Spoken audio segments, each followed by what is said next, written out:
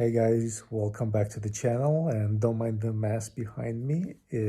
I'm downstairs right now and it's like the safest place in the house because we had a ton of aerial raid alarms, well, aerial raid sirens today. I think we had 4 so far, and this is like the safest place inside the house. Much safer than upstairs in my office. But in any case, today I would like to answer the question that was on my mind for several years, uh, mainly because when I was buying my first drone, I actually was choosing between either get a DJI Spark or get the DJI Mavic Pro. I did end up buying the Mavic Pro, the white Mavic Pro, or is it called, the Alpine Edition? Mainly because the person I was buying it from uh, consulted me on how to use it really well. I still crashed it, but the guy was really helpful. And I wanted to basically just get the best possible drone I could for the money. But back then, I think the Mavic Pro, I paid $700 for a used one. And Spark is actually, at that time, cost like $500 or $600. So the price was very close together. But right now, I'm going to show you a video that I recorded 2 days ago because it was very nice weather. You will see a little bit glare on the screen, but this answers the question of how good DJI Spark actually is as a drone. Now, keep in mind, this was my basically test flight. I wasn't trying to do any cinematic footage.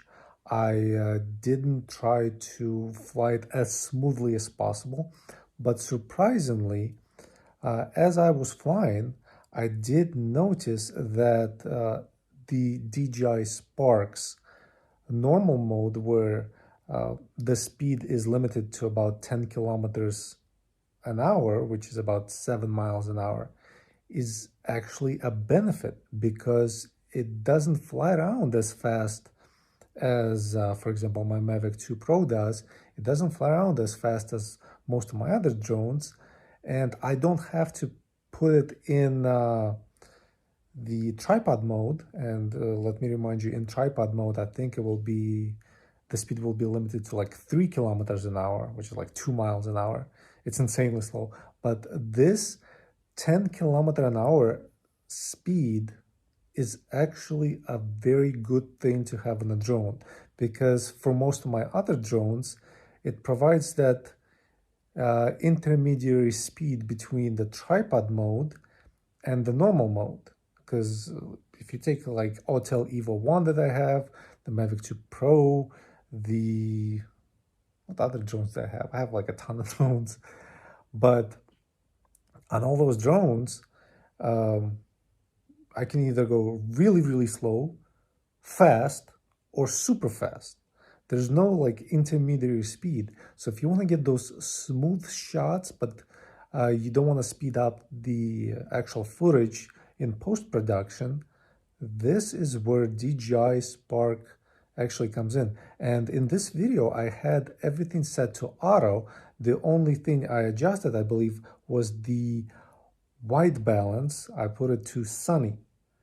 But the detail actually surprised me because I really thought that, DJI Spark, 4-year-old entry-level drone, the footage is going to be so-so. I kind of hoped like it would be at least on par with some of the older phones, but surprisingly, it's probably on par with my iPhone 11 Pro footage-wise when you're recording in HD. I'm not going to talk about 4K. 4K is a little different. Again, while I do record in 4K, I still record quite a bit of footage in the HD, just because most of the footage we watch on social media is not 4K. It's HD quality.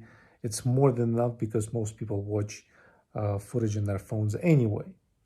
So I shot this video. I will edit it a little bit, as in like cutting unnecessary scenes out of it, but in my personal opinion, I was very happy to see how good the footage came out. No ND filters, all automatic modes. There was a little bit of glare, so I'm gonna look into see if there's a hood for the lens of the DJI Spark, because that would be a good addition. Because I was shooting it right around noon, and the sun was off on just above the horizon on my left-hand side, so you could see the glare in the lens. I'd much rather not have the glare in the shot. But to use the Spark as a company drone for my other drones, that's not such a bad idea. So I actually wouldn't mind doing that.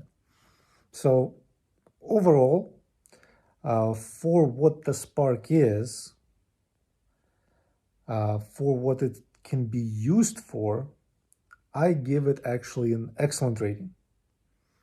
Especially right now, because, well, technically right now I have two Sparks. This one I'm using, and I have a brand new one that I haven't even activated yet. And it's sort of like weighing on me, because the unactivated Spark is like having the first iPhone that's a couple years old, and you probably, like in 5 years, you'll be able to sell it for a ton of money. Because the first iPhone, I think like 10 years after it was released, was selling for like 10, 20 and more $1,000.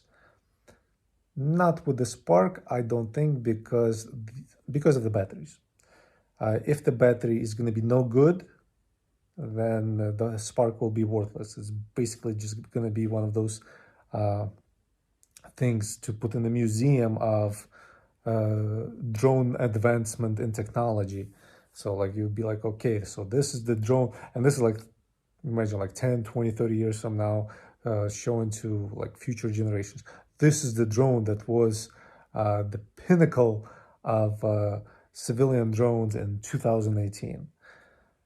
That I can see, but other than that, I mean, I don't like when stuff just lays around not used, even if it's brand new.